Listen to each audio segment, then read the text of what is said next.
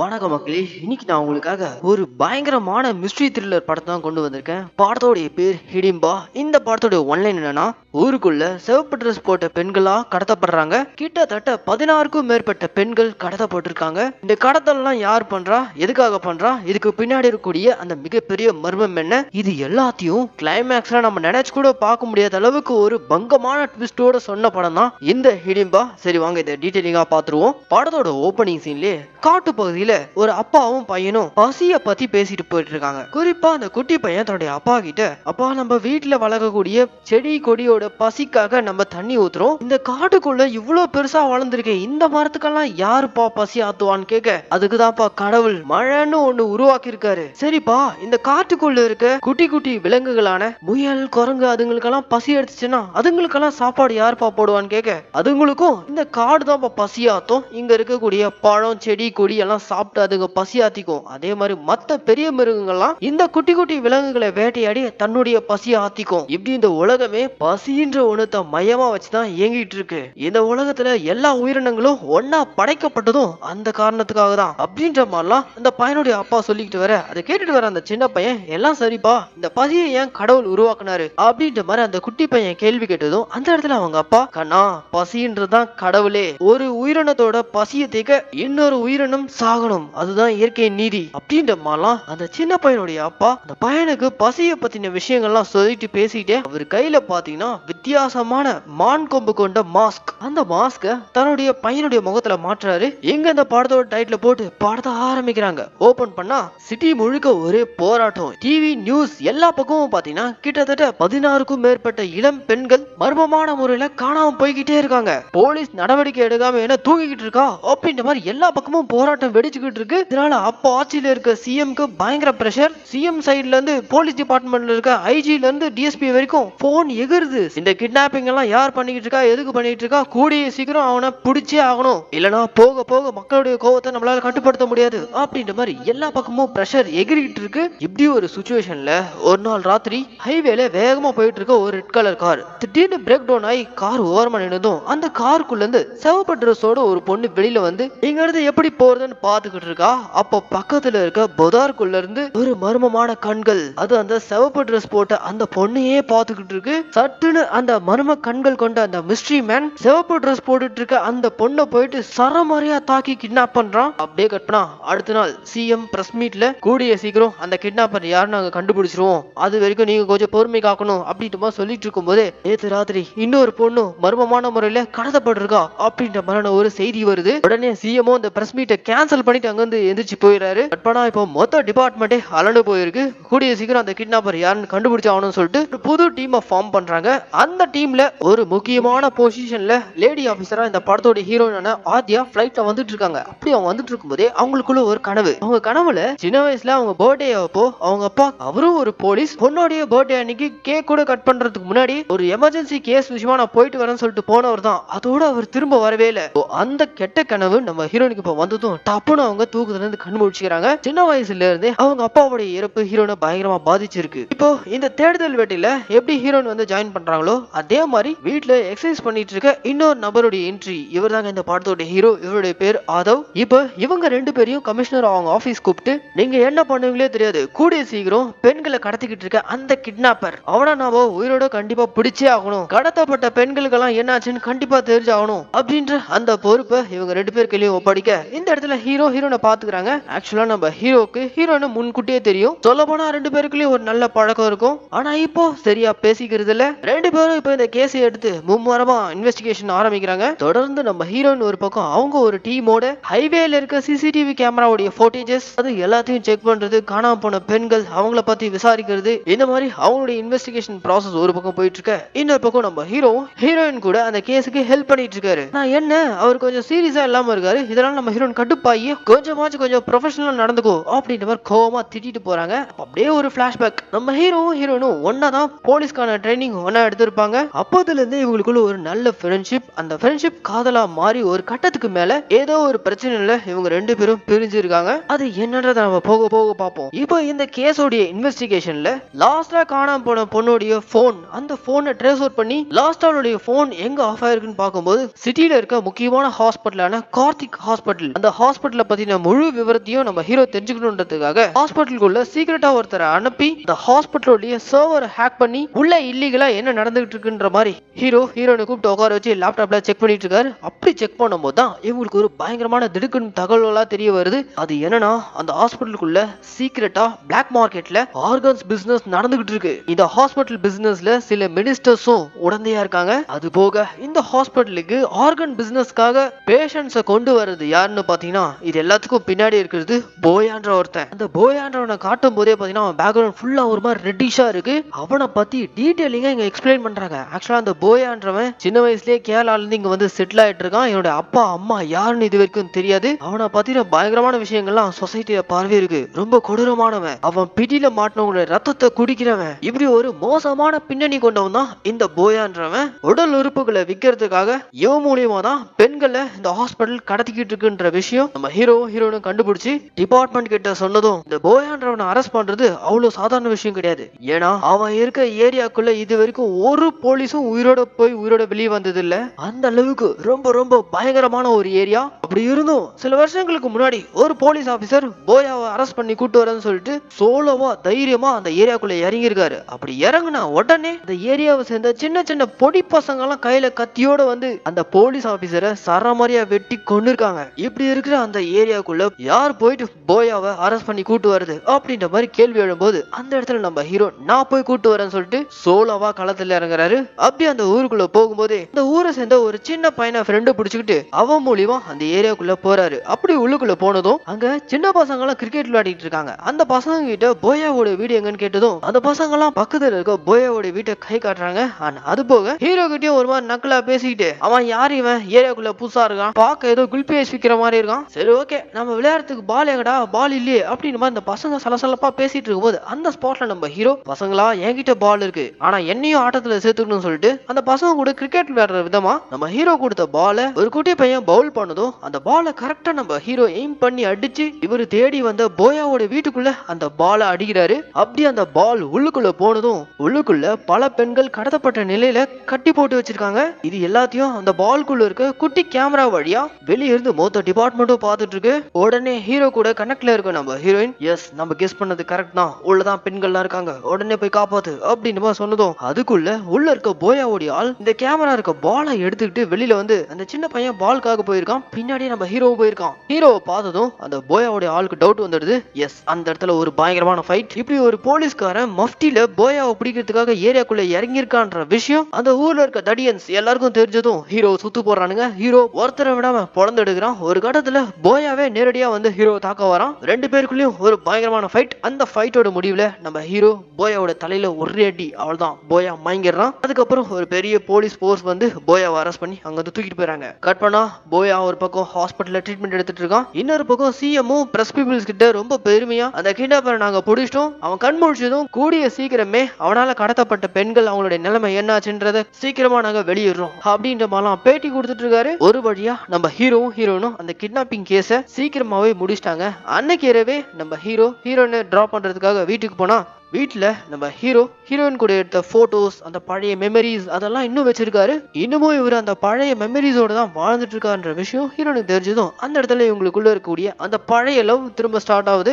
ரெண்டு பேரும் சந்தோஷமா ஒன்னா இருக்காங்க. அப்படியே கட் பண்ணா அன்னைக்கு நைட் படத்தோட ஓப்பனிங்ல காட்டுக்குள்ள ஒரு அப்பாவும் பையனும் பேசிட்டு நடந்து போனாங்கல்ல, அதே அப்பா பையன் இந்த பையனுடைய அப்பாவுக்கு சரியா கண்ணு தெரியல. இந்த குட்டி பையன் தான் தன் அப்பாவை ஒரு ஸ்டிக்கை வச்சு இவன் தான் வழி நடத்தி கூட்டு போயிட்டு இருக்கான். இவங்க நடந்து போயிட்டு இருக்க அதே ரோட்ல சிவப்பு ட்ரெஸ்ஸோட ஒரு லேடி. அந்த லேடிய பார்த்ததும் இந்த சின்ன பையன் தான் அப்பாவை கூட்டிட்டு நேரா அந்த லேடி கிட்ட போயிட்டு நான் பக்கத்துல இருக்க கடைக்கு போய் பிரெட் வாங்கிட்டு வரேன், அது வரைக்கும் என் அப்பாவை பாத்துக்குன்னு சொல்லிட்டு அந்த ஸ்டிக் அந்த லேடி கையில கொடுத்துட்டு இந்த பையன் பிரெட் வாங்குறதுக்காக பக்கத்துல இருக்க ஒரு தள்ளுவண்டி கடைக்கு போயிருக்கான். அங்க போயிட்டு ஒரு பக்கம் பிரெட் வாங்கினதும் இந்த பக்கம் இந்த பையனுடைய அப்பா இருக்கார்ல அவரு அந்த ஸ்டிக்கை புடிச்சுக்கிட்டு அப்படியே கொஞ்சம் கொஞ்சமா அந்த பொண்ணு கிட்ட நெருங்குறாரு. இந்த பக்கம் இந்த சின்ன பையன் அந்த தள்ளுவண்டி கடை அங்க இருந்து போனதும் உடனே அவங்க அப்பாவுக்கு ஒரு சிக்னல் கொடுக்குறான். அவ்வளவுதான் ஸ்பாட்லயே வச்சு அவங்க அப்பா இந்த சிவப்பு புடவையில இந்த லேடியை அட்டாக் பண்ணி பிடிக்கிறாரு. கட் பண்ணா காலையில எழுந்துச்சுமே ஹீரோனுக்கு ஒரு ஷாக்கிங் நியூஸ். நேத்து ராத்திரியும் இன்னொரு பெண் கடத்தப்பட்டிருக்கா. நேத்து தான் பெண்களுடைய கடத்தலுக்கு பின்னாடி இந்த போயா தான் இருக்கான்னு அவனை அரெஸ்ட் பண்ணோம். ஆனா அன்னைக்கு நைட்டே இன்னொரு கடத்தல் நடந்திருக்குன்னா அப்ப இதுக்கு பின்னாடி வேற யாரோ இருக்காங்க. அந்த மர்மமான கிட்னாப்பர் யாரா இருக்கும்? இந்த கிட்னாப்பிங் கேஸ்ல ஏதாவது ஒரு க்ளூ கிடைக்காதா? இதுக்கு ஒரு முடிவே இல்லையா அப்படின்ற மாதிரி நம்ம ஹீரோன் யோசிச்சுட்டே இருக்கும்போது தான் நடந்த இந்த 17 கிட்னாப்பிங்லயும் ஒரு ஒற்றுமை இருக்கு. அது என்னன்னா கடத்தப்பட்ட பெண்கள் ஏதோ ஒரு வகையில ரெட் கலரோட இருந்திருக்காங்க. ஒண்ணு ட்ரெஸ்ஸா இருக்கட்டும், இல்ல அவங்க ஓட்டிட்டு போன வண்டி கலரா இருக்கட்டும், இந்த மாதிரி ஏதோ ஒரு விதத்துல கடத்தப்பட்ட பெண்கள் எல்லாருக்குள்ளயும் இருக்கக்கூடிய காமனான கலர் சிவப்பு. சோ இந்த கிட்னாப்பருக்கு ஒரு பேட்டர்ன் இருக்கு. ரெட் கலர் ட்ரெஸ் போட்டிருந்தவங்களா பார்த்து கடத்தி இருக்கான். அது ஏன் எதுக்காக இருக்குன்ட்டு ஒரு மனநல டாக்டர் கிட்ட போய் விசாரிக்கும் போது அதுக்கு அந்த டாக்டர் ஒரு சிலரால எல்லா கலரையும் எல்லாம் பார்க்க முடியாது, அவங்க கண்ணுக்கெல்லாம் 1-2 கலர் தான் தெரியும். இன்ஃபேக்ட் ஃபேஸ்புக்கை கண்டுபிடிச்ச மார்க் ஜக்கர்பர்கே ஒரு விதத்துல கலர் பிளைண்ட் தான். அவர் கண்ணுக்கும் ப்ளூ கலர் மட்டும் தான் தெரியும். அதனால தான் ஃபேஸ்புக்கும் ப்ளூ கலர்ல இருக்கும். அது போக ஒவ்வொரு கலருக்கும் ஒவ்வொரு சைக்காலஜி இருக்கு. அந்த மாதிரி சிவப்பு கலருக்குன்னு சில சைக்காலஜி இருக்கு. கோவம், பசி, தீராத வேட்கை, வயலன்ஸ், இந்த மாதிரி சிவப்புக்குன்னு சில சைக்காலஜி இருக்கு. நாம தேடிட்டு இருக்க கிட்னாப்பரும் ஏதோ ஒரு வகையில கலர் பிளைண்டா இருக்கணும். அவன் கண்ணுக்கும் சிவப்பு கலர் மட்டும் தான் தெரிஞ்சிருக்கும். அந்த சிவப்பை பார்க்கும்போது அவனுக்குள்ள ஏதோ ஒரு மாற்றம் ஏற்படுது. அதோடைய விளைவா தான் இந்த பெண்களை அவன் கடத்திக்கிட்டு இருக்கான். இது அவனுடைய முன்னோர்கள் ஜீன் அவங்க வழியா கூட வந்திருக்கலாம் அப்படின்ற மாதிரிலாம் இந்த டாக்டர் ஹீரோயின் கிட்ட சொன்னதும் அடுத்த சீன்லயே நம்ம ஹீரோயின் இந்த விஷயத்த டிபார்ட்மெண்ட்ல சொல்லி இப்போதைக்கு அந்த கிட்னாப்பர் பிடிக்கிறதுக்கான ஒரே க்ளூ ரெட் மட்டும் தான். அதனால இவங்க இப்ப என்ன ஐடியா பண்ணிருக்காங்கன்னா இவங்க டிபார்ட்மெண்ட்ல இருக்க லேடி போலீஸ் எல்லாருக்கும் ரெட் கலர் ட்ரெஸ் கொடுத்து அடுத்து அந்த கிட்னாப்பர் எந்த ஏரியால கடத்துவான் ஒரு பேட்டர்ன் படி பாத்தீங்கன்னா ஒரு குறிப்பிட்ட இடம். சோ அந்த சரௌண்டிங்ல எல்லாம் இந்த லேடி கான்ஸ்டபிள்ஸ் சிவப்பு ட்ரெஸ்ல உலாவ விட்டு அவங்க கூடவே ட்ரோனையும் செலுத்தி அந்த கிட்னாப்பர் கடத்த வரும்போது கையும் களமா பிடிக்கலான்றதான் இவங்களுடைய பிளான். இந்த மிஷனுக்கு பேர் ஆபரேஷன் ரெட்னு ஹீரோயின் இப்போ இந்த பிளானை எக்ஸிக்யூட் பண்றாங்க. நைட்டு முழுக்க சிவப்பு ட்ரெஸ் போட்ட கான்ஸ்டபிள்ஸ் அந்த கிட்னாப்பர் வரானான்னு சொல்லிட்டு ஒரு பக்கம் அவங்க வாட்ச் பண்ணிட்டு இருக்க, இன்னொரு பக்கம் கையில அந்த மான் கும்பம் மாஸ்கோட இருக்கக்கூடிய அந்த அப்பனும் பையனும் இரவுல ரோட்ல நடமாடிட்டு இருக்காங்க. அப்படி நடமாடிட்டு இருக்கும்போது அந்த சின்ன பையன் அவங்க அப்பா கிட்ட, அப்பா எனக்கு பயங்கரமா பசிக்குதுன்றான். டே கண்ணா,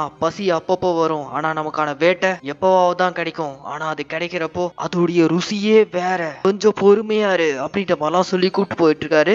இந்த பக்கம் நம்ம ஹீரோயின் ஹீரோ கிட்ட கடந்த 4 நாட்களா இந்த ஆபரேஷன் நைட்ல நம்ம பண்ணிட்டு இருக்கோம், ஆனா இன்னும் அந்த கிட்னாப்பர் வெளியே வரவே இல்லையே, ஒருவேளை அலர்ட் ஆயிட்டு இருப்பானோ அப்படின்ற மாதிரிலாம் பேசிட்டு இருக்கும்போது அப்படியே இந்த பக்கம் அதே அப்பா பையன் பசியில ரொம்ப வாடி போயிருக்கான்.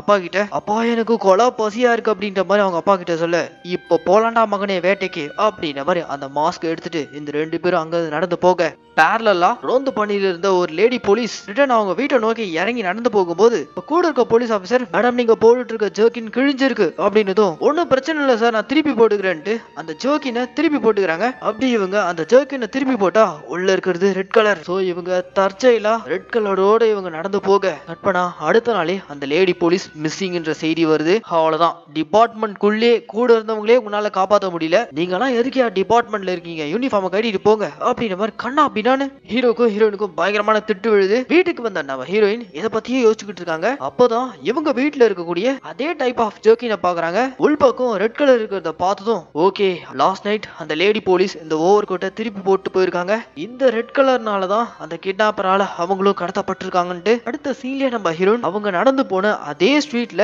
ஏதாவது க்ளூ கிடைக்குதான்னு சொல்லிட்டு தேடிட்டு நடந்து போயிட்டு இருக்காங்க. அப்போ பொதாருக்குள்ள இருந்து ஒரு விதமான சத்தம், என்னடான்னு சொல்லிட்டு அந்த பொதாரை விலக்கிட்டு பார்த்தா இவங்களுக்கு அங்க ஒரு பயங்கரமான அதிர்ச்சி காத்துக்கிட்டு இருக்கு. என்னடான்னு பார்த்தா அங்க 2 சின்ன பசங்க கையில அந்த மர்மமான மான்கோம்பு மாஸ்க் வச்சு விளையாடிக்கிட்டு இருக்கானுங்க. இந்த மாஸ்க் எப்படிடா அவங்க கிட்ட வந்துச்சு அப்படின்ற நம்ம ஹீரோ அந்த பசங்களை பார்த்து கேட்க, இங்கதான் பக்கத்துல கீழே இருந்துச்சு அப்படின்ற மாதிரி அந்த பசங்களும் சொல்ல அந்த மாஸ்க வாங்கிட்டு நம்ம ஹீரோயின் அடுத்த சீன்ல ஹீரோவை கூட்டிட்டு கேரளால இருக்க அவங்க சொந்த வீட்டை நோக்கி போயிட்டு இருக்காங்க. பிளைட்ல போயிட்டு இருக்கும்போது நம்ம ஹீரோ கேக்குறாரு, எதுக்காக இப்போ வீட்டுக்கு போயிட்டு இருக்கன்ற மாதிரி கேட்க, லாஸ்டா என் அப்பாவோடைய மிஸ்ஸிங் கேஸ்லயும் இதே மான்கொம்பு மாஸ்க், இப்ப நடந்துட்டு இருக்க இந்த கிட்னாப்பிங் கேஸுக்கு பின்னாடியும் அதே மான்கொம்பு மாஸ்க், ரெண்டுத்துக்கும் ஏதோ ஒரு கனெக்ட் இருக்கு, அதை நான் தெரிஞ்சுக்கணும், அதுக்காக தான் நான் வீட்டுக்கு போயிட்டு இருக்கேன்ற மாதிரி ஹீரோவை கூட்டிட்டு ஹீரோயின் நேரா இப்போ கேரளால இருக்க அவங்க வீடு வந்து சேர்றாங்க. அப்படி வீட்டுக்கு வந்ததும் இவங்க அப்பாவோடைய பழைய பொருட்கள் இருக்கக்கூடிய அறைக்குள்ள போயிட்டு தூசி படிஞ்சிருக்க ஒரு அட்டை பாக்ஸை எடுத்து பாக்குறாங்க. அதுக்குள்ள ஹிடிம்பான்ற பேர்ல ஒரு பழைய புத்தகம், அதுக்கு கீழே தான் அந்த மான்கொம்பு மாஸ்கும் இருக்கு.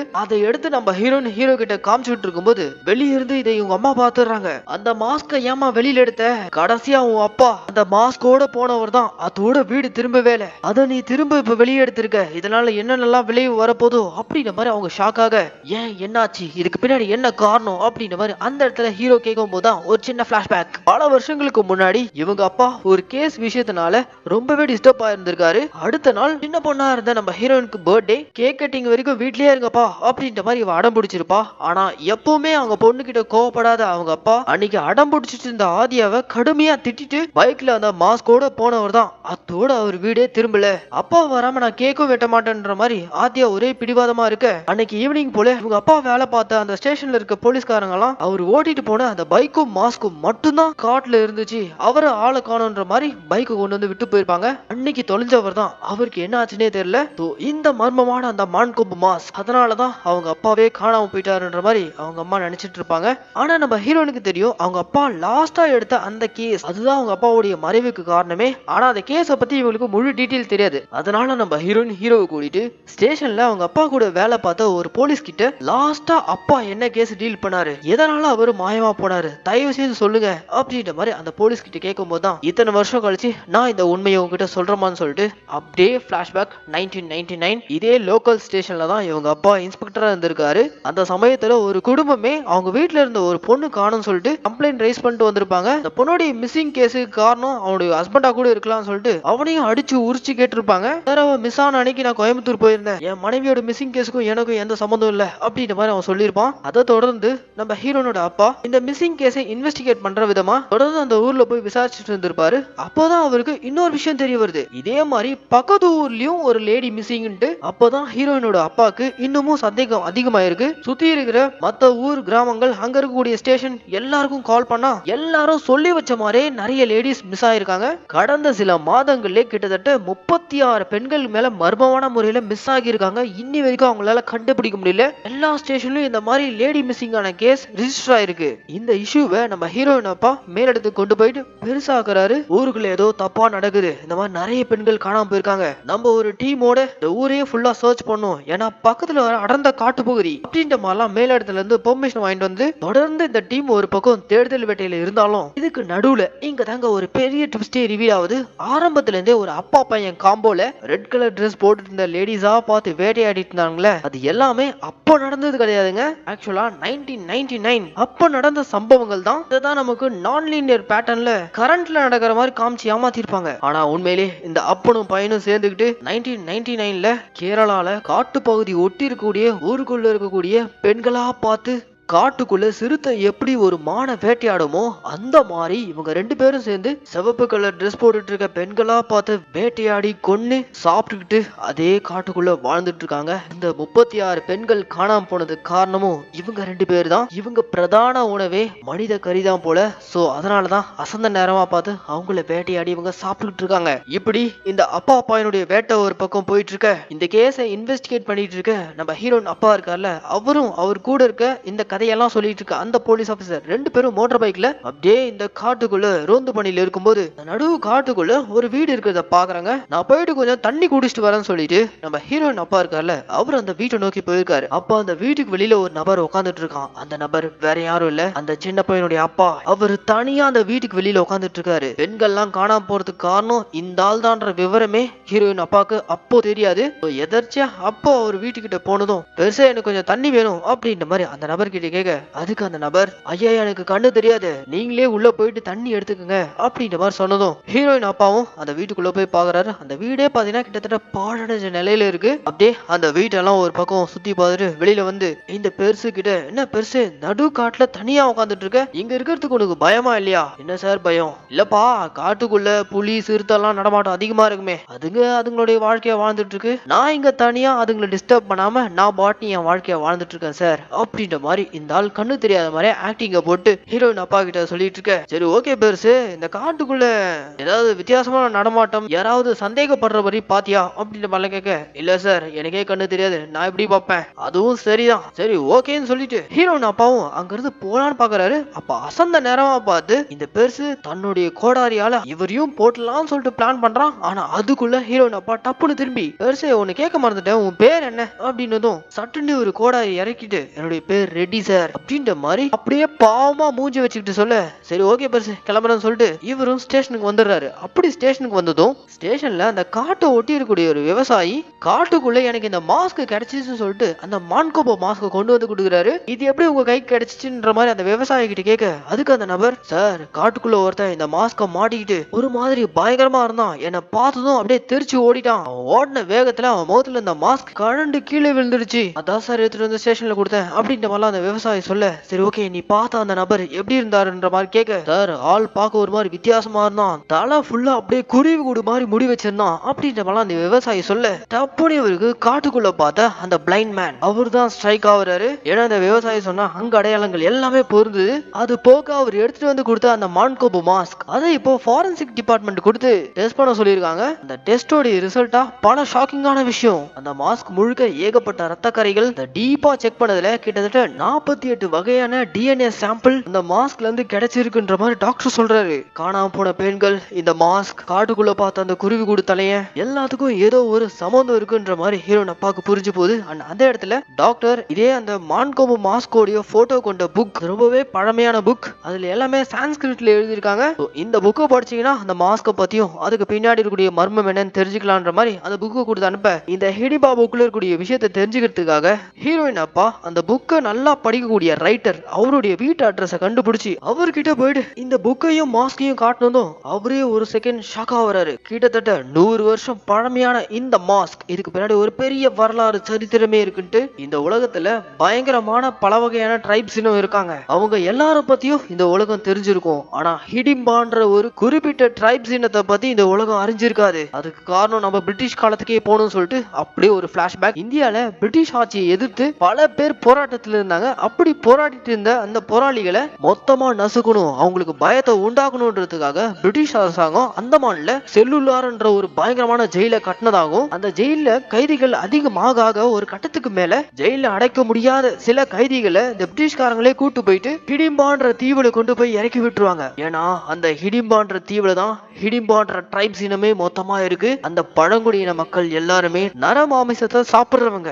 எப்படி பிரிட்டிஷ்காரங்க அந்த தீவுல இறக்கி விட்டு போன அந்த கைதிகள் தான் அவங்களுக்கான பிரதான உணவா இருந்திருக்கு. அப்ப இருந்த அந்த ஹிடிம்பா மக்கள் கைதிகளை வேட்டையாடி சாப்பிட்டுட்டு இருந்திருக்காங்க. 1947ல இந்தியாவுக்கு சுதந்திரம் கிடைச்சதும் பிரிட்டிஷ்காரங்க நாட்டை விட்டே போயிட்டாங்க. அதே மாதிரி ஹிடிம்பா தீவுல இருக்க ஹிடிம்பா மக்களுக்கு அவங்க வேட்டையாடி சாப்பிட உணவு இல்ல. காலப்போக்குல அந்த இன மக்கள் கொஞ்சம் கொஞ்சமா குறைய ஆரம்பிச்சிருக்காங்க. அந்த டைம்ல இந்தியா முழுக்க சமீன்தாரோடைய ப்ராப்பர்ட்டிஸ் எல்லாம் கவர்மெண்ட் கைப்பற்றாங்கன்ற விஷயம் தெரிஞ்சதும் சில சமீன்தார் அவங்களுடைய பொக்கிஷங்களை பாதுகாக்கிறதுக்காக ஒரு நல்ல இடத்தை தேடிட்டு இருந்தாங்க. அப்பதான் அவங்க கண்ணுக்கும் இதே ஹிடிம்பா தீவு மாட்டி இருக்கு. இந்த ஜமீன்தாஸ் எல்லாம் அந்த தீவுக்குள்ள இறங்கி ஹிடிம்பா மக்களை விரட்டி அடிச்சுட்டு மொத்தமா அந்த ஜமீன்தாஸ் அந்த நிலத்தை ஆக்கிரமிச்சிருக்காங்க. ஜமீன்தாஸ் கிட்ட இருந்து உயிர் பொழைச்சு தப்பிச்சு போன மிச்சம் மீதி இருக்க அந்த ஹிடிம்பா மக்கள் கடலை ஒட்டி இருக்கக்கூடிய சின்ன கிராமத்துக்குள்ள இறங்கிருக்காங்க. அப்படி அந்த கிராமத்துக்குள்ள இறங்கினதும் காலை கடனுக்காக அங்க ஒரு லேடி வந்திருக்காங்க. அந்த லேடியை பார்த்ததும் பல நாள் பட்னியில இருக்க ஹிடிம்பா மக்களுடைய கண்ணுக்கு அந்த லேடி ஒரு உணவா தான் தெரிஞ்சிருக்காங்க. சோ உடனே அந்த கிராமத்திலேயே வச்சு அந்த லேடிய சரமாரியா தாக்கி பட்டப்பகல்லே மொத்தமா கூட்டமா சேர்ந்து சாப்பிட்டுட்டு இருந்திருக்கானுங்க.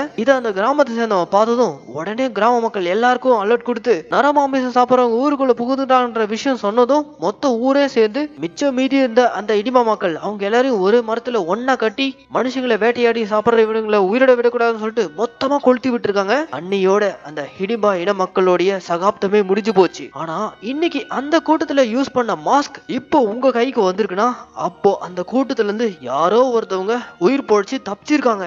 எஸ், அது வேற யாரும் இல்ல, ரெட்டின்ற அந்த நபர். அவர் தான் ஹிடிம்பா கூட்டத்துல தப்பிச்சு வந்த அந்த இனத்தோடைய கடைசி மனுஷன். அவன் தான் இந்த பெண்கள் எல்லாம் மிஸ் ஆனது காரணம்ன்றத இங்க ஹீரோன் அப்பா தெரிஞ்சுக்கிறாரு. உடனே டிபார்ட்மெண்ட் கால் பண்ணி மிஸ் ஆன அந்த 36 பெண்களும் நமக்கு திரும்ப கிடைக்க போறதே கிடையாது சார். ஏன்னா காட்டுக்குள்ள இருக்க அந்த ரெட்டின்றவன் 36 பேரையும் முழுகிட்டான். நான் அவனை போயிட்டு பிடிக்க பாக்குறேன், நீங்க பின்னாடி ஒரு டீம் அனுப்புங்கன்னு சொல்லிட்டு இவர் தனியா காட்டுக்குள்ள இருக்க அவனை பிடிக்கிறதுக்காக அவன் வீட்டுக்கிட்ட போயிருக்காரு. கையில கண்ணோட தான் அவனை தேடிட்டு போயிருந்திருக்காரு. ஆனா அங்க மறைஞ்சிருந்த அந்த ரெட்டி கையில கோடாரியோடு வந்து ஹீரோன் அப்பாவை போட்டு பயங்கரமா தாக்கி இருக்கான். அன்னைக்கே நான் உன்னை முழுங்கி இருக்கணும், எஸ்கேப் ஆயிட்டேன், இன்னைக்கு உன்னை முழுசா உள்ள இறக்கிறன்ற மாதிரி கோடாரியால ஹீரோ அப்பாவை போட்டு கொடூரமா தாக்கி கொஞ்சம் கொஞ்சமா அவரை சாப்பிட்டுட்டு இருக்கான்.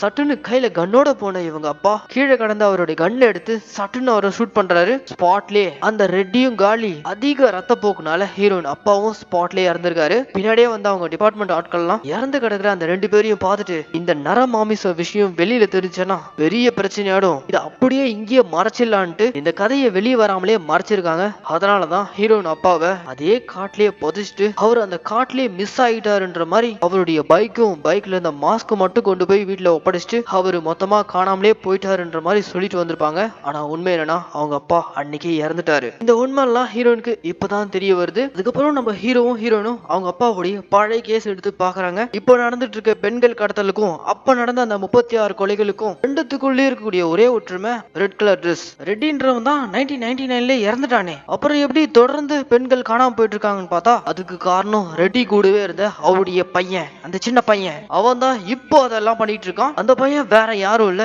இப்ப நம்ம பிடியில மாட்டிக்கிட்டு இருக்க போயா. அவன் தான் ரெட்டியோட பையன்றதுக்கான ப்ரூஃப் வேணும்ன்றதுக்காக அடுத்த சீன்லயே நம்ம ஹீரோயினும் இந்த ஹிடிம்பா இனத்தை பத்தி நல்லா தெரிஞ்ச அந்த ரைட்டர் அவரை சந்திக்கிறதுக்காக ஹீரோயினும் போயிருக்காங்க. அப்பதான் அவரு சில விஷயங்கள் இவங்க கிட்ட ஷேர் பண்ணிட்டு இருக்காங்க. இந்த மாதிரி கடைசியா ஹிடிம்பாவை பத்தி கேட்டு வந்தது ஹீரோயின் அப்பா தான். அதுக்கப்புறம் தொடர்ந்து அவரு இத பத்தி ரிசர்ச் பண்ணிட்டு இருந்ததாவும் அந்த ஹிடிம்பா இன கூட்டத்துல இருந்து தனியா தப்பிச்சு வந்த ரெட்டி அவன் எப்படி ஊருக்குள்ள வந்து நார்மல் மனுஷங்களோட மனுஷனா வாழ்ந்தான், எப்படி அவனுக்கு பையன் பிறந்தான், இதெல்லாம் தெரிஞ்சுக்கிறதுக்காக இவர் பண்ண ரிசர்ச் ஒர்க்ல அந்த ரெட்டிய பத்தி சில விஷயங்கள் தெரிஞ்சிருக்கு. அப்படியே பிளாஷ்பேக்ல இவங்க இனத்துல இருந்து கடைசியா மிஞ்சிருக்க ரெட்டி ஊருக்குள்ள ஏதாவது வேலை கிடைக்குமான்னு சொல்லிட்டு சுத்திட்டு இருந்திருக்கான். அப்பதான் கறிக்கடை பாய் ஒருத்தர் கறி வெட்டுற வேலைக்கு வரியான்ற மாதிரி கூப்பிட்டு இருக்காரு. இவரும் அந்த வேலையில ஜாயின் பண்ணிருக்காரு. அப்படியே அந்த கிராமத்துல அந்த கறி கடையில வேலை பார்த்துக்கிட்டு இவங்க இன மக்கள் பண்ணிட்டு இருந்த அந்த வேலையெல்லாம் விட்டுட்டு இங்க சாதாரண மக்களோட மக்களா அந்த கிராமத்துல ஒரு வாழ்க்கையை வாழ்ந்துட்டு இருந்திருக்கான். அப்பதான் ஒரு பொண்ணை சந்திச்சு அந்த பொண்ணையே கல்யாணம் பண்ணி குடும்பமா ஒரு வாழ்க்கையை வாழ்ந்துட்டு இருந்திருக்கான். இவங்க 2 பேருக்கும் ஒரு அழகான ஆண் குழந்தைய பிறந்திருக்கு. வாழ்க்கை ரொம்ப சந்தோஷமா மத்த மனுஷங்க போல இவனும் அந்த கிராமத்துல வாழ்ந்துட்டு இருக்கும்போது துரதிருஷ்டவசமா இவனுடைய மனைவி ஏதோ ஒரு நோய்வாய்ப்பட்டு இறந்து போயிடுறாங்க. மனைவி இறந்ததும் இவனால குழந்தைய தனியா பாத்துக்க முடியல, ரொம்பவே கஷ்டப்பட்டு இருக்கான். ஒரு கட்டத்துக்கு மேல இவனுக்கு கலர் பிளைண்டும் ஏற்பட்டிருக்கு. இவன் கண்களுக்கு வெறும் சிவப்பு கலர் மட்டும் தான் தெரிய ஆரம்பிச்சிருக்கு. மனைவி இல்லாத இந்த கிராமத்துல அவனால இருக்க முடியல. அதனால தான் பையனை தூக்கிட்டு அவன் அங்க இருந்து ஊரா கிளம்பி போக ஆரம்பிச்சிருக்கான். அவன் எந்தெந்த ஊருக்கெல்லாம் போறானோ அந்தந்த ஊர்ல எல்லாம் பெண்கள் காணாம போயிட்டு இருந்திருக்காங்க. காரணம் இடைப்பட்ட காலத்துல திரும்பவும் அவன் பழையபடி நரமாமிசம் சாப்பிடறவனா மாறி இருக்கணும். அது போக அவனுடைய ஒரே பையன் அவனை ஒரு கிறிஸ்டியன் மிஷனரி ஸ்கூல்ல சேர்த்து விட்டு படிக்க வச்சதாவும் வீக்கெண்ட்ல மட்டும்தான் ரெட்டி அவன் பையனை கூட்டிட்டு வேட்டைக்கு போயிட்டு இருந்திருக்கான். இப்படி ரெட்டிய பத்தியும் ரெட்டியோட பையனை பத்தியும் பல இன்ஃபர்மேஷன்ஸ் ஹீரோயின் கேதர் பண்ணிட்டு இப்போ தொடர்ந்து காணாம போயிட்டு இருக்க பெண்கள் அதுக்கெல்லாம் காரணம் கண்டிப்பா இந்த ரெட்டியோட பையனான போயா. அவன் தான் இந்த வேலையை பண்ணிருக்கணும் அப்படின்ற மாதிரிலாம் ஹீரோயினும் பேசிட்டு இருக்கும்போதே பேரலா ஹாஸ்பிட்டல்ல இவங்க பிடியில இருக்க அந்த போயா தப்பிச்சிடறான். அப்படி தப்பிச்சு போன போயா அவனை பிடிச்ச நம்ம ஹீரோ கொல்றதுக்காக கொலவெறியில இருக்கான். ஹீரோயினும் இருக்கிற இடத்துல வச்சு போடுறதுக்காக ஒரு மோசமான கூலிப்படை அனுப்பியிருக்கானுங்க. அந்த கூலிப்படை நம்ம ஹீரோயினை சுத்து போட்டு கொல்றதுக்காக காத்துக்கிட்டு இருக்காங்க. ஆனா நம்ம ஹீரோ ஒருத்தனை விடாம அடிச்சு விரட்டி விட்டு நான் போயிட்டு அந்த போயாவை பிடிக்கிறேன், நீ போயிட்டு அந்த போயை தான் ரெட்டியோட பையன்றதுக்கான ப்ரூஃப கன்ஃபார்ம் பண்ணிட்டு வா அப்படின்ற மாதிரி ஹீரோன் ஒரு பக்கம் ரெட்டியோட பையன் படிச்சு வளர்ந்த அந்த கிறிஸ்டியன் மிஷனரி அதை நோக்கி நம்ம ஹீரோன் ஒரு பக்கம் போயிட்டு இருக்க. பேரலா இந்த பக்கம் நம்ம ஹீரோ பெண்கள் கடத்தல் மன்னனான போயா அவனுடைய ஸ்பாட்டுக்கு போயிருக்கான். இங்க போனதும் அவளும் கிட்ட நம்ம ஹீரோ ஒரு பக்கம் ஃபைட் பண்ணிட்டு இருக்க. இந்த பக்கம் நம்ம ஹீரோயின் அந்த சின்ன பையன் படிச்ச கிறிஸ்டியன் மிஷனரிக்கு போயிட்டு அவனை பத்தின இன்ஃபர்மேஷன் இருக்கக்கூடிய ரெக்கார்டை தான் தேடிட்டு இருக்காங்க. அப்படி இவங்க அதை தேடி கண்டுபிடிச்சு இதுல இருக்கக்கூடிய போட்டோஸ் அவனுடைய அங்க அடையாளங்கள் அதெல்லாம் வச்சு பார்க்கும்போது இங்க தாங்க ஹீரோயின் தலையே வெடிக்கிற அளவுக்கு ஒரு பயங்கரமான ட்விஸ்ட். இவ்வளவு நேரம் அந்த ரெட்டியோட பையன் போயா நினைச்சிட்டு இருந்தோம், ஆனா உண்மையிலேயே போயா கிடையாதுங்க. அங்க இருக்க ரெக்கார்ட்ஸை வச்சும் அதுல இருக்கக்கூடிய போட்டோஸை வச்சும் பார்க்கும்போது ரெட்டியோட பையன் வேற யாரும் இல்ல, அது நம்ம ஹீரோ தான். இப்படி ஒரு மரண ட்விஸ்ட நீங்க கண்டிப்பா எதிர்பார்த்திருக்க மாட்டீங்க. ஊருக்குள்ள தொடர்ந்து இப்ப பெண்கள் எல்லாம் கடத்தப்படுறாங்களே அதுக்கு காரணம் ரெட்டியோட பையன். அப்பா கூடவே வளர்ந்து வீக்கெண்ட் ஆனா வேட்டைக்கு போன நம்ம ஹீரோ இப்பவும் அதை மறைமுகமா அவன் கண்டினியூ பண்ணிட்டு இருக்கான். இந்த உண்மையெல்லாம் தெரிஞ்சுக்கிட்ட நம்ம ஹீரோவை பிடிக்கிறதுக்காக அவன் வீட்டுக்கு போனா அவன் வீட்டுக்குள்ளேயே ஒரு சீக்ரெட் பிளேஸ் இருக்கு. அந்த பிளேஸ்ல வச்சுதான் அவன் கடத்தி கொண்டு வர பெண்கள் அவங்க எல்லாரையும் கொன்னு ரத்தத்தை குடிச்சு மாமிசத்தை சாப்பிட்டு மிச்சம் மீதி இருக்க அவங்களுடைய உடலை எரிச்சு சாம்பலா ஆத்துல கரைச்சிருக்கான். இப்போ அந்த ஸ்பாட்ல லாஸ்டா கடத்தப்பட்ட டிபார்ட்மெண்ட்டை சேர்ந்த லேடி போலீஸ் அவங்கள அந்த சீக்ரெட் பிளேஸ்ல தான் தலைகீழ கட்டி தொங்க விட்டுருக்கான். ஹீரோயின் போயிட்டு உடனே அவங்கள செக் பண்ணி பாக்குறாங்க. அப்போ அந்த இடத்துல ஹீரோவுடைய குரல், கவலைப்படாத கவலைப்படாத, அவங்க இன்னும் உயிரோட தான் இருக்காங்க, சாகல அப்படின்ற மாதிரி ஹீரோ சொல்லிட்டு வரான். ஆக்சுவலா அந்த லேடி போலீஸ நைட் டின்னருக்கு வச்சிருந்தான் போல.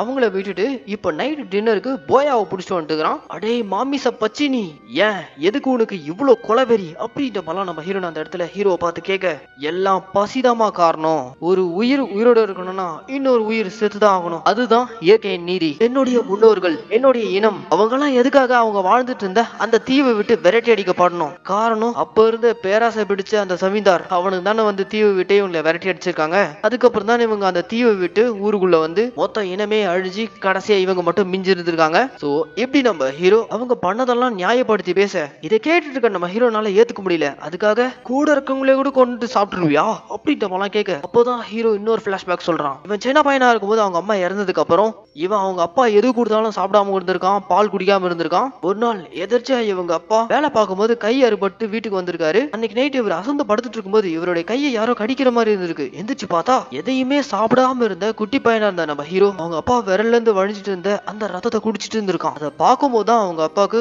அவங்க இனத்தோடைய பழைய வாழ்க்கை முறையே ஞாபகத்துக்கு வந்திருக்கு. என்னதான் இருந்தாலும் அது அவங்களுடைய ரத்தத்துக்குள்ளே ஊர்னது தானே. சோ தான் பையனுடைய பசியை தீக்கணும்னா பழையபடி இவங்களும் நர மாமிச வேட்டைக்கு போயாகணும்ட்டு அப்ப இவங்க அப்பா முடிவு எடுத்திருக்காரு. அதுக்கப்புறம் அந்த ஊரை விட்டே பையனை கூட்டிட்டு போயிட்டு தொடர்ந்து மனுஷன்லாம் பார்த்து வேட்டையாடி அப்பனும் பையனும் சாப்பிட்டு இருந்திருக்கானுங்க. பையன் கொஞ்சம் கொஞ்சமா வளர வளர கிறிஸ்டின் மிஷனரி ஸ்கூல்ல சேர்த்து விட்டு வாரம் ஃபுல்லா அவன் ஹாஸ்டல்ல இருந்தாலும் வீக்கெண்ட் ஆனா அவனை கூட்டிட்டு ராத்திரியானா இந்த மாதிரி வேட்டைக்கு போயிருக்காரு. அதுவும் பெண்களா பார்த்து வேட்டையாடுறதுக்கு காரணம் அவங்க தான் ஈஸி டார்கெட். அதுக்கப்புறம் ஒரு கட்டத்துக்கு மேல ஹீரோயின் அப்பா கையாலே ஹீரோடைய அப்பா இறந்ததுக்கு அப்புறம் நம்ம ஹீரோடைய வாழ்க்கையே டோட்டலா மாறி இருக்கு. அப்படி இருந்தும் அவனுக்குள்ளயும் அந்த நர மாமிசம் சாப்பிடக்கூடிய இனத்தோடைய ரத்தம் தானே ஓடிட்டு இருக்கு.